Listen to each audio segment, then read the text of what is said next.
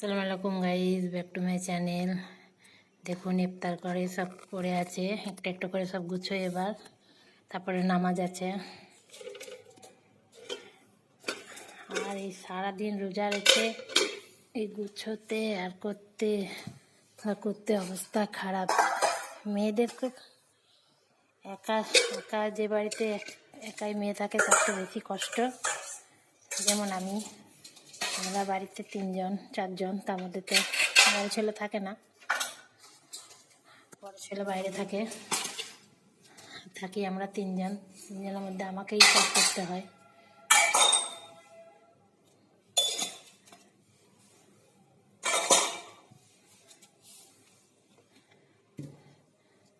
সকালে সমস্ত কাজ টাজ করে আবার কোরআন শরীফ পড়া আছে, তারপরে নামাজ আছে, ইফতারের সমস্ত কিছু ঠিকঠাক করতে হয়। হয়তো একটা মেয়ে থাকলে এগুলো কিছুটা হয়তো এই খাওয়া দাওয়ার পর গুছিয়ে নিত, সেগুলো তো নয়, সব একাই করতে হয়।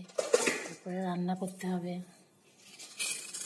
ভাতটা বসিয়েছি, তরকারি হবে, ডাল বিলাতি করবো, আলু সানবো, আর চিকেন কষা করব। আর কিছু তো এই রোজা রেখে কিছু খাওয়াও যেছে না, সেইতেও সেরকম কিছু খেতে পারি না।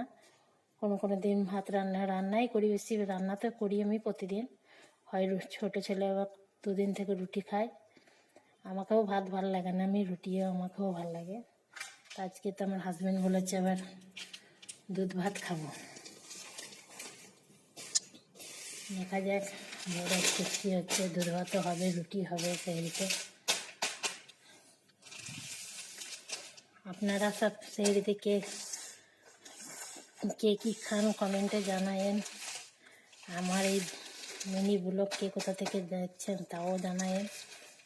আমারও তো ইচ্ছা হয় আমার ভিডিও কোথা থেকে সব দূরে দূরে দেখছে। দেখুন রান্নাঘরটাও কী অবস্থা হয়ে আছে, সব অগোছালো হয়ে আছে, সব তাড়াতাড়ির মধ্যে ইফতারে সব কিছু করেছি। এগুলো একটা করে এবার গুছিয়ে তুলি। নামাজ আছে, নামাজ পড়বো।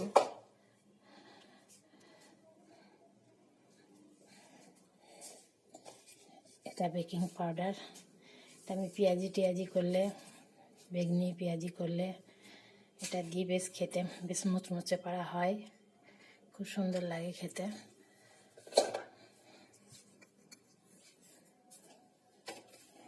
এটা তো কর্নফ্লাওয়ার, আজকে আলুর চিপস বানিয়েছিলাম তাই দিয়েছিলাম।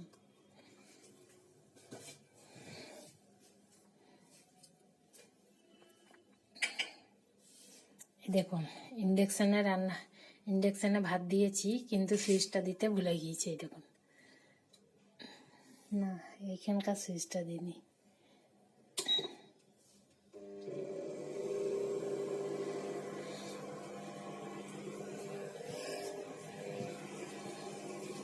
আজ আমি নামাজ পড়বো, তারপরে রান্নাঘরটা সব গুছিয়ে ফেলবো। নামাজেরও টাইম হয়ে গিয়েছে।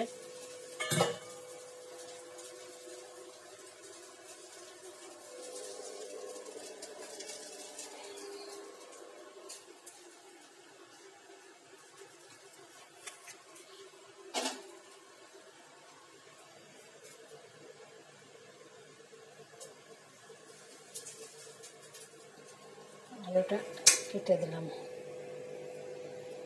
আলুটা সিদ্ধ করতে দেবো।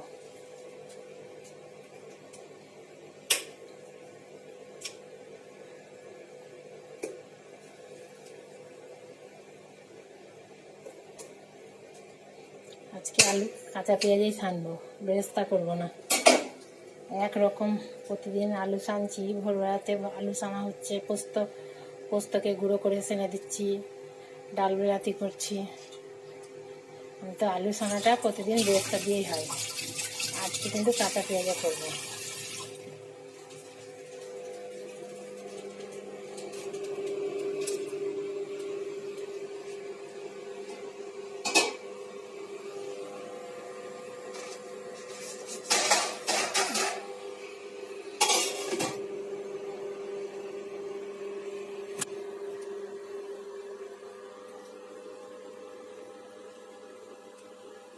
আমার রান্নাঘরটা এত অগুছালো হয়ে আছে, আমি নামাজ পড়বো তারপরে তখন রান্নাঘরটা গুছাবো।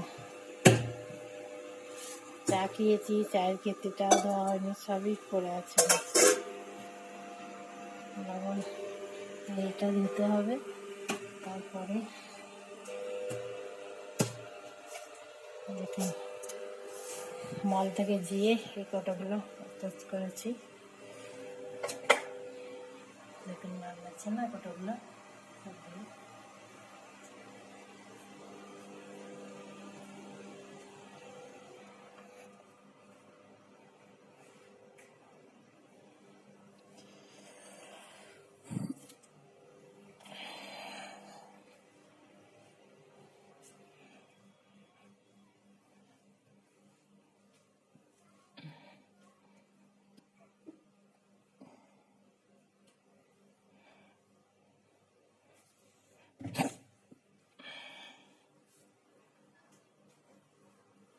আসসালামু আলাইকুম, গুড নাইট। আমার মিনি ব্লগটা এখানেই শেষ করছি। আপনারা দেখেন, ভিডিওটা ভালো লাগলে লাইক আর সাবস্ক্রাইব করেন, আর দোয়া में याद रखना।